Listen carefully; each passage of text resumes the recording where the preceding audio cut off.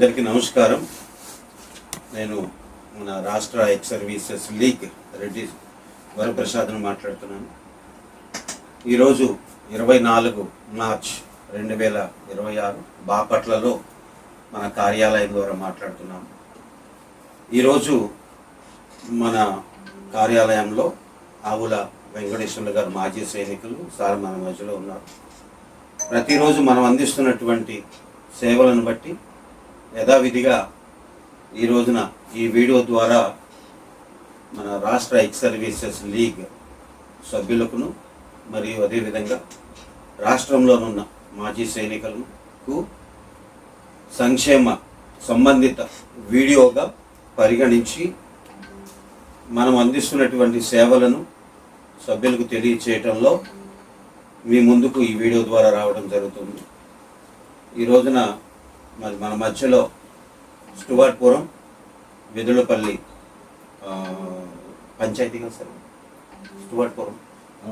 స్టువర్ట్పురం పంచాయతీ వెదులపల్లి గ్రామం బాపట్ల మండలం బాపట్ల జిల్లాకు చెందిన ఆవుల వెంకటేశ్వర్లు గారు మన మధ్యలో ఉన్నారు. క్లుప్తంగా ఆయనకు మన ముఖ్యాలయం అందించినటువంటి సేవలను మనకు వివరిస్తారు, విందాం.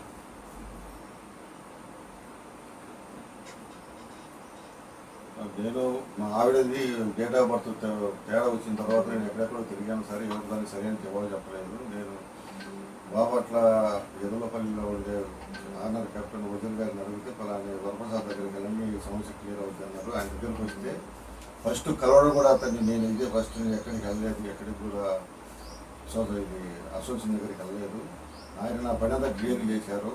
నేను 2025 ఆగస్టు 21న ఆయన దగ్గరికి వచ్చాను. ఆయన పేపర్ స్టేట్మెంట్ ఇచ్చి గుంటూరు జోనల్ ఆఫీస్కి వెళ్ళి సైనికులకు ఆఫీస్కి వెళ్తే అక్కడ వాళ్ళు అన్ని చేసి పంపించారు. తర్వాత మళ్ళీ వాళ్ళు చెప్పారు ప్రసాద్ దగ్గరికి వెళ్ళని ఇంత ప్రాబ్లం చేస్తా అన్నారు. ఆయన చేసి మొత్తం మావిడిది డేట్ ఆఫ్ బర్త్ క్లియర్ చేసి పంపించారు. సార్కి తెలిసినటువంటి ఆయనకున్న అవగాహన బట్టి మన ఆవుల వెంకటేశ్వర సార్ ఆయన తెలిపారు. సంతోషం అండి. ఎందుకంటే సేవలు అందుకున్నటువంటి వారు కృతజ్ఞతతో మా పని అయిపోయింది, మా పని చేశారు అన్న అభిప్రాయంతో వారు తమ అభిప్రాయాలను వెల్లడి చేస్తారు. అదేవిధంగా మరి మన ఆవుల వెంకటేశ్వర సార్ ఆయన అభిప్రాయాన్ని వ్యక్తం చేశారు. అయితే నేను నా తరపున మీకు ఈ విషయాన్ని ఏ విధంగా ఈ సార్ యొక్క సమస్యను ఏ విధంగా పరిష్కారం చేశామో మనం చేసినటువంటి డాక్యుమెంటేషన్ ప్రకారం, మన దగ్గర ఉన్నటువంటి డాక్యుమెంటేషన్ ప్రకారం నేను నా బాధ్యతగా మీకు క్లుప్తంగా వివరిస్తాను. సార్ ఆయన చెప్పినటువంటి సమస్యతో ఆయన భార్య పేరు, పుట్టిన తేదీ రెండు కూడాను రికార్డులో సరిగ్గా లేవు. మరి నా తదనంతరం నా పెన్షను నా భార్యకు అందటంలో ఆవిడ ఎటువంటి ఇబ్బందులు పడకూడదు అన్న ఆలోచనతో ఆయన మన కార్యాలయానికి రావడం జరిగింది. ఆయన మరి వెదులపల్లి గ్రామంలో ఉన్నటువంటి ఆనరీ సుబేదార్ మేజర్ ఆయన ఆనరీ కెప్టెన్ వజీర్ ఖాన్ గారు ఆయన మన దాంట్లో సభ్యులుగా ఉన్నారు. మన Bapatla ex servicemen welfare అసోసియేషన్లో ఆయనకు కూడా ఇదే విధంగా ఒక సమస్య వచ్చినప్పుడు మనము ఆయనకు అందించినటువంటి సేవలను బట్టి మీరు వరప్రసాద్ గారు ఉన్నారండి, ఆయన దగ్గరికి వెళ్ళండి, ఆయన ఏ విధంగా సేవలు అందిస్తున్నారో దాన్ని బట్టి నేను ఖచ్చితంగా చెప్పగలను, మీ సమస్య కూడా పరిష్కారం చేయగలరు ఆయన అని మరి ఆవుల వెంకటేశ్వర సార్ని ఎప్పుడు 2025 ఆగస్టులో ఆయన్ని మన కార్యాలయానికి పంపడం జరిగింది. అదే సమయంలో మనం అందిస్తున్నటువంటి సేవలను చూసినటువంటి ఆయన సభ్యత్వం కూడా తీసుకోవడం జరిగింది. ఎక్కడైతే సేవలు ఉంటాయో అక్కడే సభ్యత్వం తీసుకుంటారు. ఎక్కడికి వెళ్ళలేదు అంటే వెళ్ళలేదు. సార్ మాటలు నోట్ చేసుకోండి. మీ పని చూసి మీ దాంట్లో సభ్యత్వం తీసుకున్నాను. సార్ మాటలు నోట్ చేసుకున్నారా? మన ఆంధ్ర రాష్ట్ర ఎక్స్ సర్వీసెస్ లీగ్లో ఉన్నటువంటి 800 మంది వాళ్ళ ఆలోచనలు కూడాను అదే ఉంది కాబట్టే 800 మంది సభ్యత్వం తీసుకున్నారన్న విషయం మనందరికీ తెలిసిందే. మన అసోసియేషన్లో 800 మంది ఉన్నారు అని అంటే దానికి ప్రధానమైనటువంటి పునాది ఏంటంటే సేవలు. ఆ సేవలను గుర్తించారు కనుకనే 800 మంది చేరారు. ప్రస్తుతం ఉన్నటువంటి పరిస్థితులు ఏ విధంగా ఉన్నాయో మీ అందరికీ తెలిసినవే. అవి దాని గురించి నేను మాట్లాడదలుచుకోలేదు. కాలమే సమస్యలన్నిటికీ పరిష్కారం ఇస్తుంది. అవును కదా సార్? అంతే సార్. కాలమే సమస్యలన్నిటికీ పరిష్కారం ఇస్తుంది. మేము ఎవరిని విమర్శించదలుచుకోలేదు. అందరికీ అన్ని విషయాలు తెలుసు. లోపల ఏం ఉంచుకున్నారో, పైన ఏం మాట్లాడుతున్నారో, పైన ఏం జరిగిస్తున్నారో, ఎవరు ఈగోకి వెళ్తున్నారో, ఎవరు దేనిని ఏ విధంగా తమ వైపు మరల్చుకోవాలి, తమ వైపు తెచ్చుకోవాలి అని ఎవరెవరు ఏ ప్రయత్నాలు చేస్తున్నారో అన్ని విషయాలు అందరికీ తెలిసినవి. కాబట్టి నేను వాటి గురించి నేనేమి మాట్లాడదలుచుకోలేదు. నా పని నేను చేస్తూ వెళ్తున్నాను. ఆ రోజున అదే చెప్పాను. నన్ను అధ్యక్షునిగా 21 సెప్టెంబర్ 2025లో విజయవాడలో జరిగినటువంటి యాన్యువల్ జనరల్ బాడీ సమావేశంలో నన్ను అధ్యక్షునిగా ఎన్నుకున్నారు.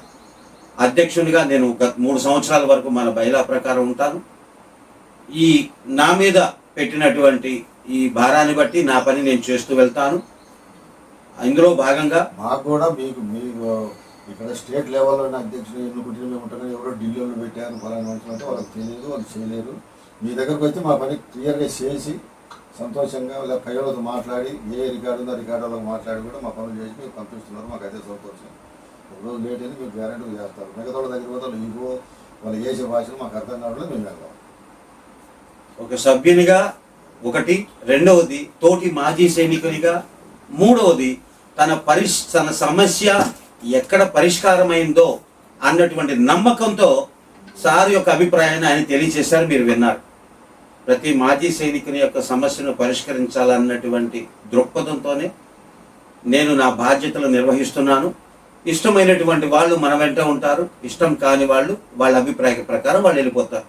నేను ఎవరిని విమర్శించట్లేదు. నేను మాత్రమే చేస్తున్నానని నేను అసలు చెప్పట్లేదు. నా బాధ్యత, నా వంతు బాధ్యత నేను చేస్తున్నాను. మరలా అది అందరికీ తెలియచేస్తున్నాను. పోతే ఇక విషయానికి వస్తే, ఆగస్టు 2025లో సార్ మన ఆఫీస్కి వచ్చారు. అప్పుడు ఈ ఎఫిడవిట్ అనేటువంటిది తయారు చేయటంలో దీని పూర్తి format, complete format army record వాళ్ళ అపెండిసెస్లో ఉన్న దాని ప్రకారం నేను ఫాలో అవుతున్నాను. చాలా మట్టుకు మన దగ్గరకు వచ్చేటువంటి ఎఫిడవిట్లో ఆర్మీ వాళ్ళ అపెండిక్స్ ప్రకారం వాళ్ళ ఫార్మాట్ ఉండట్లేదు. సరే, అది అవ్వట్లేదా అని మళ్ళీ వేరే విధంగా దాన్ని ఆర్గ్యుమెంట్ చేయకండి. ఏ విధంగా దాన్ని ఫార్మాట్ ఉండాలో దాన్ని బట్టి యాజ్ ఇట్ ఈస్గా మన ఆఫీసులో ఈ స్టాంప్ పేపర్లు తెప్పించటం, కొనటము, ఎఫిడవిట్లు తయారు చేయటము, కింద నోటరీ వాళ్ళ దగ్గరికి పంపించి సంతకాలు చేయించటం, గుంటూరులో ఉన్నటువంటి రవి గారికి న్యూస్ పేపర్లో ఏ విధంగా రావాలి అనేటువంటి దాన్ని కూడా ఒక డ్రాఫ్ట్గా తయారు చేసి న్యూస్ పేపర్లో వేసేటువంటి డ్రాఫ్ట్ కూడా మన ఆఫీస్లోనే తయారు చేసి ఆయనకు పంపించి, మరి మన దగ్గరకు వచ్చినటువంటి మాజీ సైనికులు ఎక్కడ ఇబ్బంది పడకూడదు అన్న దృక్పథంతో, ఆలోచనతో ఈ ఖర్చులన్నీ కూడాను వాళ్ళే మనం పే చేస్తున్నారు. స్టాంప్ పేపర్ కొనటము, దాన్ని ప్రింటింగ్ చేయించటం, కింద నోటరీ గారి దగ్గర సంతకం చేయించటం, ఇవన్నీ మనమే బాధ్యతగా తీసుకొని చేపించి వారికి ఎక్కడ ఇబ్బంది లేకుండా ఇక్కడ మా గుంటూరులో ఉన్నటువంటి రవి గారికి పంపించడం, ఆ పేపర్లో వచ్చేటువంటిది ఇన్ఫర్మేషన్ కూడా డ్రాఫ్ట్ తయారు చేసి ఆయనకి పంపించడం, మళ్ళా ఇక్కడ ఉదయాన్నే న్యూస్ పేపర్లు నేనే స్వయంగా వెళ్ళి కొని మాజీ సైనికులకు ఇక్కడ అందించేలా అన్ని ఏర్పాట్లు చేయటం, మనము ఒక పద్ధతిలో ఒక క్రమంలో మనం చేస్తూ వచ్చాం.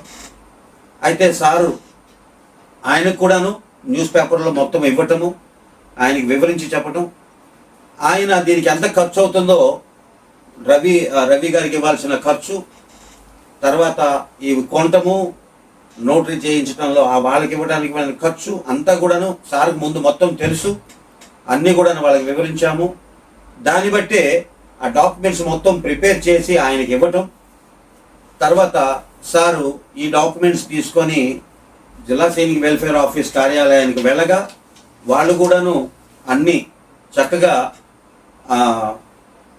ఏకీభవించి ఎక్కడ మాజీ సైనికులకి ఎటువంటి ఇబ్బందులు రాకుండా వాళ్ళు కూడాను తెచ్చినటువంటి డాక్యుమెంట్ని సంబంధిత రికార్డు వాళ్ళ కార్యాలయానికి కూడాను పంపించారు.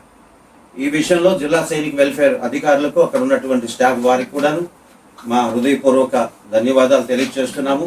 ఎందుకంటే మాజీ సైనికులు వాళ్ళు ఏ ఏ డాక్యుమెంట్లు తెచ్చుకోవాలి అనేటువంటిది వాళ్ళకి ఎక్కడ ఇబ్బంది కలగకుండా డాక్యుమెంట్ల సెట్ మొత్తం తయారు చేసి వాళ్ళ దగ్గరికి పంపించడం ద్వారా జిల్లా సైనిక వెల్ఫేర్ అధికారులు కూడాను అక్కడ వీళ్ళు ఇంకా ఆ డాక్యుమెంట్లు తేలేదు, అది కూడా తీసుకురండి అనేటువంటి సమస్య తలెత్తకుండా సంబంధిత డాక్యుమెంట్స్ తోటి అక్కడికి వెళ్ళటం వలన వాళ్ళు తెచ్చినటువంటి డాక్యుమెంట్స్ని తీసుకొని వెంటనే వాళ్ళు కవరింగ్ లెటర్ రాసి పంపటంలో కూడాను ఎక్కడ ఆలస్యం జరగకుండా మళ్ళీ వీళ్ళు వెనక్కి వెళ్ళి మళ్ళీ డాక్యుమెంట్లు తీసుకొని రావాల్సిన అవసరం రాకుండా మళ్ళీ 2-3 సార్లు మళ్ళీ జిల్లా సైనిక వెల్ఫేర్ ఆఫీస్కి మళ్ళీ రాను పోను తిరగాల్సిన అవసరం లేకుండా సమయం కూడా ఎక్కడ వృధా కాకుండా ఒక సిస్టమేటిక్గా మనం ఈ పనులు జరిగించడంలో మన వంతు మన బాధ్యత చేస్తున్నాము.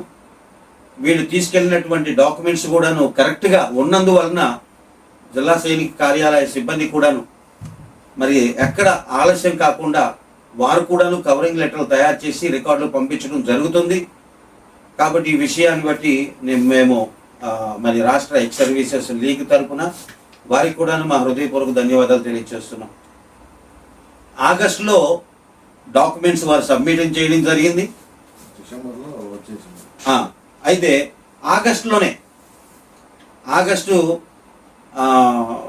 ఈ 14న ఎఫిడేవిట్ చేయటం, 16న 17న డాక్యుమెంట్స్ మొత్తం తీసుకొని వెళ్ళి ఇవ్వటము, 21నే చూడండి 2 రోజులు కూడా పట్టలేదు, 2 రోజుల్లోనే మరి గుంటూరు జిల్లా సైనిక అధికారులు ప్లస్ అక్కడ సిబ్బంది వాళ్ళు ఈ విషయాన్ని వెంటనే డాక్యుమెంట్ తీసుకున్నారు. 2 రోజుల్లోనే రికార్డు కూడా పంపించేశారు.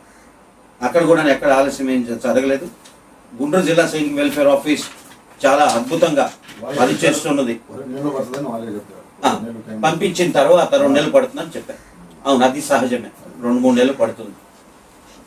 డాక్యుమెంట్స్ అందుకున్న వెంటనే జిల్లా సైనిక వెల్ఫేర్ అధికారులు కానీ సిబ్బంది కానీ చాలా 2 రోజుల్లోనే డాక్యుమెంట్లు మొత్తం తయారు చేసి సంబంధిత రికార్డుల వారికి కూడా పంపించడం జరిగింది. దీన్ని బట్టి వారికి కూడాను మరి మా అసోసియేషన్ తరఫున హృదయపూర్వక ధన్యవాదాలు తెలియజేస్తున్నాం. ఆగస్టులో వెళ్ళినటువంటి లెటర్ని మరి రికార్డు వాళ్ళతో మాట్లాడటం కూడా జరిగింది. అక్కడ కొంచెం ఆలస్యం జరిగింది రికార్డులో. అయినా సరే విషయాలన్నీ కూడా వాళ్ళకి వివరించి చెప్పడం ద్వారా రికార్డు వాళ్ళు ఆగస్టు 21న ఇక్కడ నుంచి పంపించిన లెటర్కి వాళ్ళు షీట్ రోల్లో ఎంట్రీ చేసి డిఓ2 అంతా అయినటువంటి లెటర్ని 27 నవంబర్న డిఓ2 వాటి రెఫరెన్స్ వివరాలతోటి మరి ఇండివిజువల్కి కూడాను నవంబర్లో వాళ్ళు ఒక లెటర్ పంపించడం కూడా జరిగింది. ఆగస్టు 21కి ఇక్కడ నుంచి వెళ్ళినటువంటి లెటర్కి 27 నవంబర్న వాళ్ళు అక్కడికి తిరిగి సమాధానం ఇస్తూ పార్ట్ ఆర్డర్ చేస్తూ ఒక లెటర్ కూడా ఇండివిజువల్కి పంపించడం జరిగింది. ఆ తర్వాత రికార్డు వాళ్ళు చేసినటువంటి డిఓ2 ఇన్ఫర్మేషన్ ప్రకారం స్పర్శలో కూడా అప్డేట్ చేయడం జరిగింది. అప్డేట్ చేసిన తర్వాత ఆయనకి మెసేజ్ కూడా వచ్చింది. అయితే అక్కడ రికార్డు వాళ్ళు ఏం చేశారంటే ఒకదానికే యాక్సెప్ట్ చేశారు, మరొక దానికి రిజెక్ట్ చేశారు. అందువలన ఇక్కడ పంపించినటువంటి ఇన్ఫర్మేషన్లో అంటే డిఓ2 2 కోడ్స్ మీద అయింది. ఒకటేమో చేంజ్ ఆఫ్ నేమ్, ఇంకొకటేమో change of date of birth. ఒకసారి యాక్సెప్ట్ అవటం, ఇంకొకసారి యాక్సెప్ట్ అవటం, అనగా 2 పీపీఓలుగా 2 సార్లుగా అక్కడ జరగడం మన గమనార్హం. ఎందుకంటే ఇక్కడ 3 జనవరిన ఇక్కడ చేంజ్ ఆఫ్ అడ్రస్ 3 జనవరిన జరుగుతూ ప్లస్ పాత వివరాలతోటే ఒక పీపీఓ జనరేట్ అయింది. మరొక పీపీఓ 20 జనవరి చేంజ్ ఆఫ్ అడ్రస్ కిందేమో 3 జనవరిలో పీపీఓ జనరేట్ అయింది. తర్వాత ఈ change of name, change of date of birth వివరాలతో 20 జనవరిన మరొక పీపీఓ జనరేట్ అయింది. ఇప్పుడు సారే చూస్తారు సార్, ఈ పీపీఓ ఇక్కడ 3 జనవరిన వచ్చింది. ఇందులో మీ భార్య పేరు ఏముంది? వరహాలు మాత్రమే ఉంది, ఇంటి పేరు లేదు. 20 జనవరిన తయారైనటువంటి పీపీఓలో ఇందులో ఇంటి పేరుతో సహా పీపీఓ జనరేట్ అయింది. చాలా సంతోషం సార్. Right sir. 20 జనవరిన జరిగినటువంటి ఆ పీపీఓ జనరేషన్లో మీ భార్య పేరు ఇంతకుముందు వరహాలు ఉండేది, ఇప్పుడు ఇంటి పేరుతో సహా వచ్చింది, ప్లస్ పుట్టిన తేదీ కూడా మారిపోయింది. Right sir. దాంతోపాటు సారథి మరి ఆ పెన్షన్ స్లిప్ కూడా ఇవ్వడం జరిగింది పీపీఓ కాపీలతో సహా. ఏ విషయంకైతే సార్ మన ఆఫీస్కి వచ్చారో ఆయన రిక్వెస్ట్ని పూర్తి చేయటంలో మనవంతు ఆయనకి సహాయం చేస్తూ జిల్లా సైనిక అధికారులతో సంప్రదిస్తూ వారి ద్వారా ఈ పని పూర్తి చేయటంలో మనం సఫలీకృతమయ్యాము. ఈ విషయాన్ని మీ అందరికీ తెలియచేస్తూ మన Andhra Pradesh state ex services league ఏ విధంగా పని చేసిందో వాళ్ళ పని ఏ విధంగా పూర్తి చేయటంలో సహకరించిందో ఇది ఒక ఉదాహరణగా మీ అందరికీ తెలియచేస్తూ ఈ విషయాన్ని ఈ వీడియో ద్వారా మీ అందరికీ తెలియచేస్తున్నాం. సార్, మీతో కొన్ని విషయాలు మేము తెలుసుకోవాలనుకుంటున్నాం. ప్లస్ అదే కాకుండా మన రాష్ట్ర ఈ సైనికులకు అందరికి కూడాను కొన్ని విషయాలు తెలియచేయాలనుకుంటున్నాం. మీ దగ్గర నుంచి 1,00,000 కానీ 20,000 కానీ 10,000 కానీ ఈ ఖర్చులకు కాకుండా ఈ పేపర్ ఖర్చులు కానీ ఈ అదేంటి స్టాంప్ పేపర్ ఖర్చులు కానీ ఆ వాటి ఖర్చులు కానీ ఇవన్నీ కాకుండా మీ దగ్గర నుంచి ఈ పేరు మీద మరి సోషల్ మీడియాలో కొంతమంది నా పేరుని చెడ్డ పేరుగా సృష్టీకరించాలని, చెడ్డ పేరుగా చేయాలని 20,000 తీసుకుంటున్నాడు, 5,000 తీసుకుంటున్నాడు, 1,00,000 రూపాయలు తీసుకుంటున్నాడు అని చాలా మంది తప్పుడు ప్రచారం.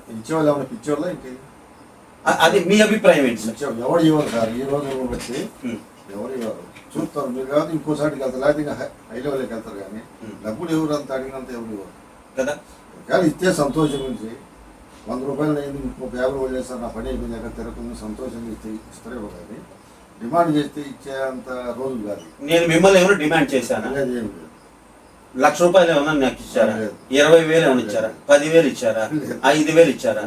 రకరకాలుగా సోషల్ మీడియాలో దుష్ప్రచారం చేస్తూ అది పని చేతగాక వాళ్ళ పదవి మీద హివంతో ఫ్రెష్గా ఇస్త్రీ బట్ట నలగకుండా చేసే పనుల గురించి తాగి తన్నాలాట తప్పితే ఇది పని చేసేవారు కాదు. ఎందుకంటే వాళ్ళు చూస్తేనే అర్థమైపోతుంది. పని చేసేవాడు బజార్కి ఎక్కి కేకలు వేయడము ఈ చెప్పడం అవి పెట్టడం ఎవరు చేయలేదు. మంచి మాట చెప్పారు. పని చేసేవాడు ఎత్తుక్కుంటూ వెళ్తారు వాళ్ళు అక్కడికి. ఇంకొకటి మన సభ్యులు ఏమంటున్నారంటే మీరే కావాలంటున్నారు కదా. ఒకటి నేనే కావాలంటున్నారు, నా మీద ఎవరైతే దుష్ప్రచారం చేస్తున్నారో ఒకటి ఓర్వలేక, ఇంకోటి పద్ధతి చేతగాక. వాళ్ళు ఎవరైనా చేసి ఉంటే చెప్పమనండి. రైట్ సార్, చాలా మంచి చేసి ఉంటే చెప్పమనండి. మేము ఈ బహుదూర్ పని ఈ మనిషికి మా దగ్గర ఇబ్బంది లేకుండా చేసి పంపించామని ఆ చేయించుకున్న వాళ్ళు కూడా వచ్చి చెప్పమనండి. ఇప్పుడు మీ దగ్గర చేయించుకున్న వాళ్ళు చెప్తున్నారు. ఎక్కడో చిత్తూరులో తండ్రి పోతేనే అమ్మాయికి పింఛన్ ఇప్పించారు. కర్ణాటక వాళ్ళు ఫోన్లు చేశారు నా ఎదురు ఒకసారి, వాళ్ళకి పని చేసి పెట్టారు ఫోన్లోనే. మంచి మాట జ్ఞాపకం చేశారు. ఫోన్లోనే వాళ్ళ నీళ్ళలోనే ఉంచి మనం చేసి పెడుతున్నాం. వాళ్ళ ఆర్మీ నెంబర్ వాళ్ళ వాళ్ళు చెప్పగానే మీరు చేశారు. వాళ్ళు ఏదైతే తల్లి కూతురు కూడా మంచాల నుంచి కూడా చేయలేకపోయే స్థితిలో ఉన్నారు వాళ్ళు. మాకు తెలుసు అది. ఈ రోజు ఉదయం మెడ్రాస్ నుంచి ఫోన్ కాల్ వచ్చింది. చూస్తున్నాం కదా సార్. నాయక్ సుబేదార్ పెన్షన్ దగ్గర చేయించుకున్న వాళ్ళు కూడా మా దగ్గరకు వచ్చి కూడా చెప్పిన వాళ్ళు కూడా ఉన్నారు. నేను చెప్పి పంపించిన వాళ్ళు నాకు కూడా ధన్యవాదాలు చెప్పారు. సార్ మాకు ఐడియా చెప్పారు, మాకు తెలియదు, చదువు సంది లేదు, పలానా దగ్గర పోయి మా పనులు లేదు, వాళ్ళు కూడా మాకు వచ్చి చెప్పారు. ఇదండి వాస్తవాలు, సత్యాలు. కాబట్టి అబద్ధపు ప్రచారాలు నమ్మొద్దు, మోసపోవద్దు. నా మీద రాజకీయ నాయకులు పక్కన పెట్టి ఫోటో దిగడానికి తగ్గితే పనులు చేయడానికి అవి కూడా చూస్తున్నాం. మేము ఈ రోజు లెక్చర్స్ మీద పిచ్చోలేదు కాదు, కానీ చదువు లేక మేము పాత వాళ్ళం కాబట్టి తెలుసు. కానీ మేము తిరుగుతున్నాం కాబట్టి ఇప్పుడు వచ్చిన వాళ్ళందరూ రాజకీయ నాయకులు ఫోటోలు పెట్టుకుని దిగి ఫోటోలు పెడుతుంటారు. కరెక్ట్ చెప్పారు సార్. అవసరమా ఎక్సర్స్ మ్యాన్కి రాజకీయాలు చెప్పనండి. వాళ్ళ పక్కన ఫోటోలు పెట్టడానికి ఏంటి? నువ్వు వస్తాడు, ఇప్పుడు నాకు చదువు లేదు, మీకు చేసి పంపించారు. వాళ్ళు చాలా మంది వాళ్ళ పనులు చేయాలి. కానీ మీరు వారి ఫోటో ఈయన ఫోటో పెట్టుకుని దిగడం ఏంటి? వాళ్ళు చేస్తారు, వాళ్ళు ఎక్సర్స్ పని కదా. మీరు చెప్పండి సార్. చెప్పేదాము సార్, మన మాజీ సైనికులే చెప్పాలి. అసలు దేని ఉపయోగపడతారు మనకు? ఇప్పుడు మనం ఈ విధంగా పెట్టే ప్రతి వీడియో కూడా మన దగ్గరకు వచ్చినటువంటి మాజీ సైనికులకు ఏ విధంగా మనం సేవలు అందిస్తున్నాము. 2-3 వచ్చారు, మీరు వాళ్ళ ఏం రికార్డ్ చేయలేదు. చాలా ఇబ్బందులతో వచ్చారు. ఆయన వాళ్ళకి చెప్పి పంపించేసారు, నవ్వుకుంటూ వెళ్ళిపోయారు. ఎక్కడైతే కాదో అక్కడ అవుద్దని మీరు ఫోన్ చేసి కూడా వాళ్ళతో మీ ముందే చేసి పంపించారు. కానీ వాళ్ళది రికార్డింగ్ చేయలేదు. ఇట్లా రికార్డింగ్ చేయని సేవలు చాలా ఉన్నాయి. ఇట్లా మనం రికార్డింగ్ చేయని సేవలు చాలా ఉన్నాయి. మరి ఇప్పుడు మన దగ్గరికి వీళ్ళు వచ్చారు. ఇదిగోండి, కోర్ ఆఫ్ సిగ్నల్స్ నుంచి ఒక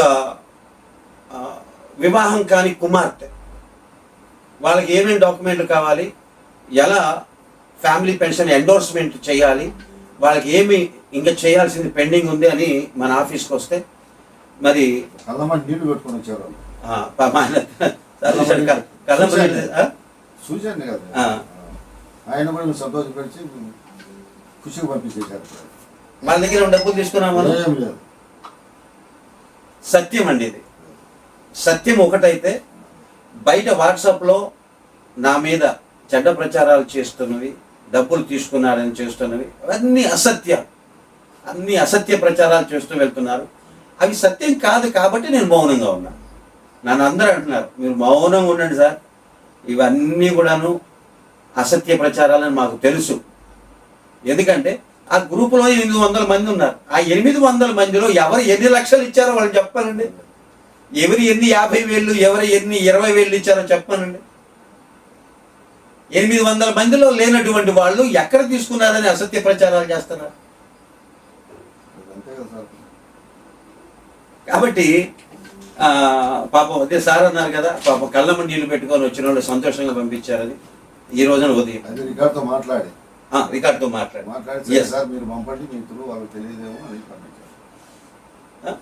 సో మన సేవలు ఈ విధంగా ఉంటాయండి. నేను ఇంకోటి చెప్తున్నాను. ఇప్పుడు సార్ వచ్చారు, ఆయన చెప్తున్నారు నేను మీ దగ్గర ఏమైనా కాంట్రాక్ట్ మాట్లాడుకున్నానండి, ఈ పని చేస్తే ఎంత అవుతుందండి.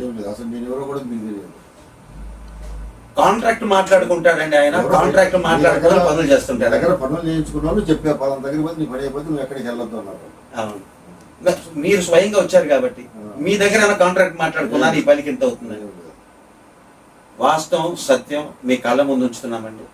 కాబట్టి సభ్యులైనటువంటి వారు అసత్య ప్రచారాలని కొంతమంది వాళ్ళ వైపు షిఫ్ట్ అయిపోతున్నారు, కొంతమంది నమ్ముతున్నారు, ఆ విధంగా వాళ్ళని మోల్డ్ చేస్తున్నారు.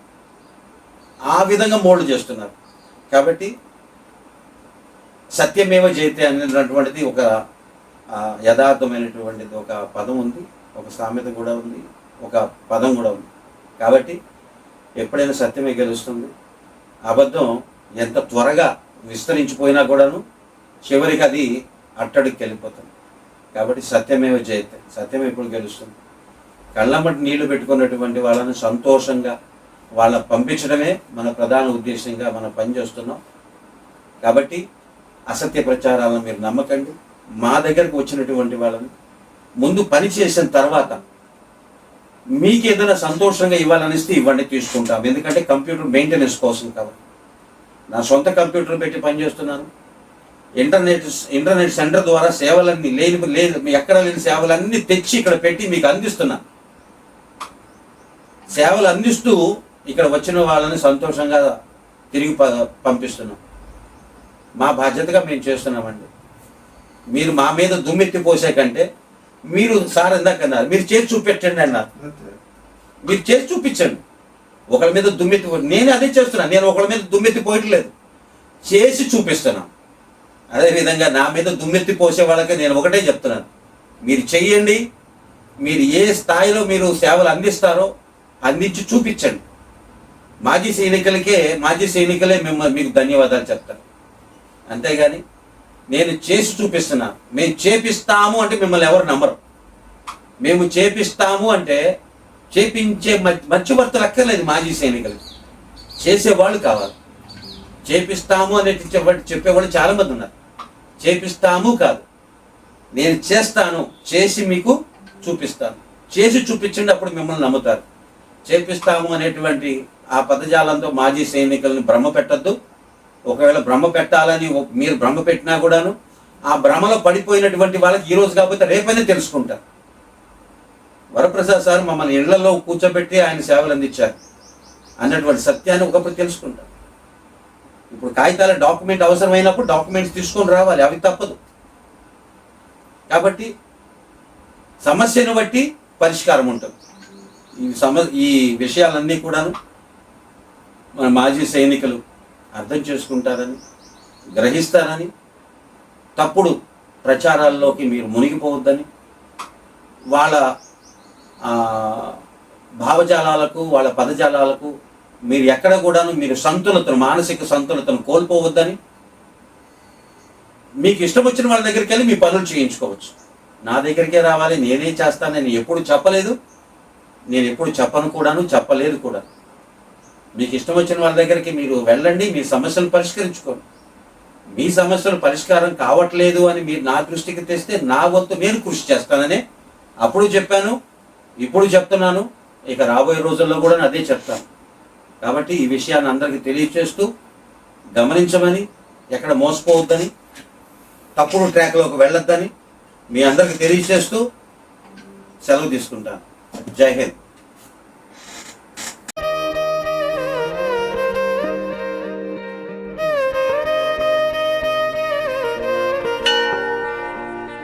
ఉన్నాడో లేడో తెలియదు దేవుడు, కానీ ఉన్నన్నాళ్ళు వెతుకుతూ ఉంటాడు జీవుడు. ఎవరన్నారో తెలియదు గాని ఆనాడు మానవ సేవే మాధవ సేవని ఓ మహనీయుడు. దేవుడంటే సాయమేరా తమ్ముడు, ఆ దేవుడే ఇది చెప్పిన ఎవ్వడు నమ్మడు. దేవుడంటే సాయమేరా తమ్ముడు, ఆ దేవుడే ఇది చెప్పిన ఎవ్వడు నమ్మడు. ఉన్నాడో లేడో తెలియదు దేవుడు, కానీ ఉన్నన్నాళ్ళు వెతుకుతూ ఉంటాడు జీవుడు.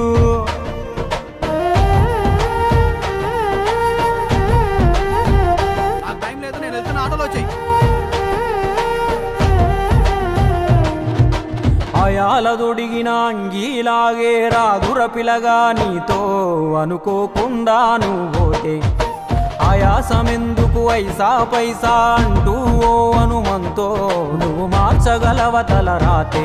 నీ ఎదుటి వాడి కన్నీళ్లు తుడువగా చేయి రాదు నీకు, నీకెదురయ్యేటి అవరోధ సంద్రమును ఎవడు దాటిస్తాడు. నీ కళ్ళ ముందు జరిగేటి ఘోరమును ఆపతెగువలేదు, నీ వాళ్ళు కూడా స్థానములుంటే ఆడ ఎవడు రాడు. సూర్యుడు విసుగే లేకుండా వెలుగుతో సాయం చేస్తాడు, చంద్రుడు తిరిగే మడగడుగా చలువను రోజు పంచుతాడు. కనుకే వేల ఏళ్ళుగా వాళ్ళ స్థానము గగన తలముపైనే. సాయం అంటే దేవుడేరా తమ్ముడు, ఆ దేవుడే దిగి వచ్చిన ఎవ్వడు నమ్మడు.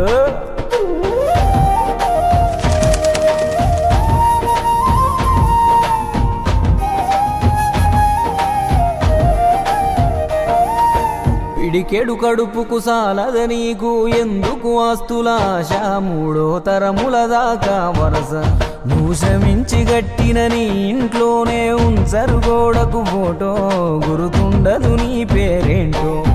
సాయం అంటే పైసలే కాదు, సంపదతో పనే లేదు, అవసరానికో మంచి మాట ముందేది సాటి రాదు. ఎనగేసుకున్న ఆస్తి పైన నీ పేరే ఉండదెప్పుడు, నువ్వు చేసుకున్న పుణ్యాల ఫలమే నీదయ్యా ఎల్లప్పుడు.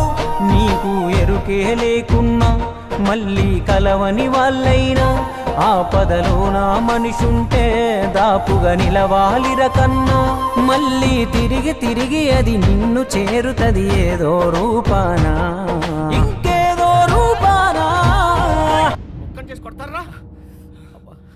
థ్యాంక్ యూ సార్, న్యాయంగానే కొన్నాను సార్, పగబట్టి కొట్టారు సార్. అబ్బా అమ్మా